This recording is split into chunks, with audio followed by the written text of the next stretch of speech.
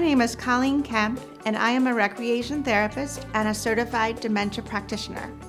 I am also the director of JCA Gorlitt's Kensington Clubs, which is a leading age Maryland award-winning social model adult day program for older adults with mild cognitive impairment and early dementia. Tips for driving individuals with cognitive impairment. What is cognitive impairment?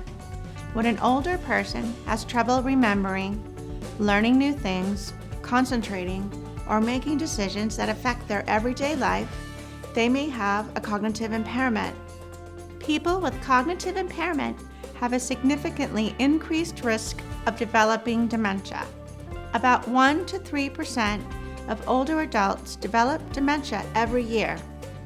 Eventually, if the person receives a dementia diagnosis, they will not be able to live alone and will need help with living, transportation, and socialization. They will not be allowed to drive a vehicle any longer. It is important to allow individuals living with dementia to be supported in their communities as they age with safe, escorted transportation options. Warning signs when driving a person who is living with a cognitive impairment. These dementia-friendly tips can be helpful to volunteer drivers striving to better serve riders living with dementia. Always provide good customer service. Introduce yourself and tell your purpose. Ask the person's name. Say why you are there in 1 or 2 sentences.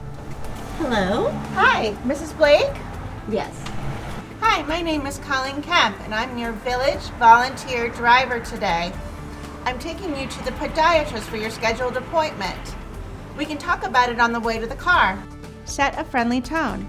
Something as simple as a friendly face can help a person living with dementia feel at ease. Make sure your car is clutter-free and safe.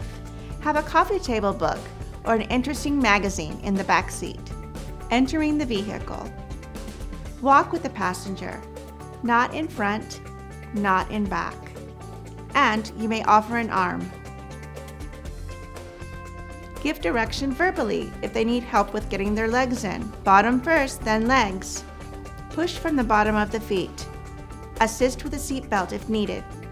Childproof locks should always be activated. When providing information or starting a conversation, give clear, concise information and directions. Individuals with dementia may have difficulty dealing with unexpected or stressful situations, such as navigating a route change, recognizing a change in the stop location, or managing a delay. You may need to repeat yourself. Respond to questions. If an individual is confused, they may ask, "What stop is next?" Where are we going? Well, I'm taking you to your podiatrist appointment today. They may ask several times for clarification and direction. Feel free to change the subject. Drivers can be helpful by responding to the questions calmly and helping them create a comfortable atmosphere for riders. You may give them a piece of paper to hold with their name and their destination on it. Ask the passenger if they have any questions. They may repeat, and that is okay. Talk about the here and now. If you ask them about what they had for breakfast, they may not remember. If you ask them where they were born, they will more likely remember. Or you might suggest singing a familiar tune together. Happy when skies are gray. You never know, dear, how much I love you. Please don't take my sunshine away. Therapeutic fibbing. If an individual seems confused, tell them that you have the address. Go directly to the address. Do not divert. Don't stop anywhere else. Always have the directions ahead of time. Let them know that you will alert them when you arrive at their stop. Therapeutic fibbing should be used as a last resort. This may happen when, for example, your rider keeps asking if their daughter is meeting you at the physician's office. Therapeutic fibbing is when you, the driver, responds by saying something like, "Your daughter does know that you need to see Dr. Johnson today, but I'm taking you to your appointment instead." Remain patient. Older adults with dementia may become frustrated because of fear, overstimulation, or difficulty in expressing their thoughts. Elevated stress levels resulting from confusion can sometimes be conveyed as agitated behavior. If an individual appears frustrated, it is important for the driver to be calm and remain patient, understanding, and sensitive to their needs.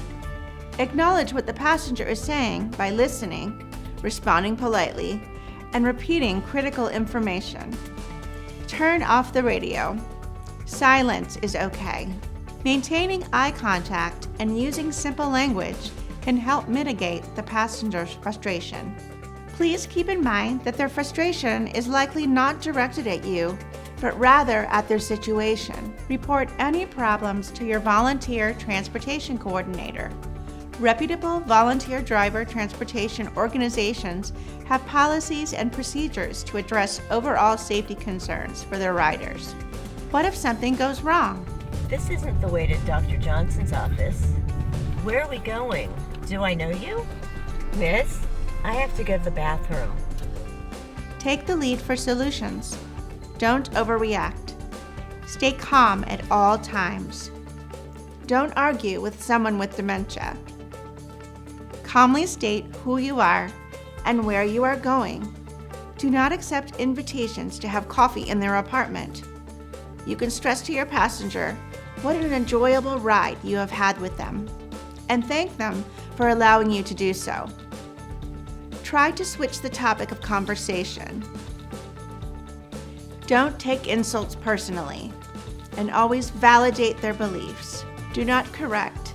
Just say, "Uh-huh," or "I agree," and keep driving until you get to the destination. Maintain dementia-friendly training by visiting the Alzheimer's Association website and taking advantage of their training modules.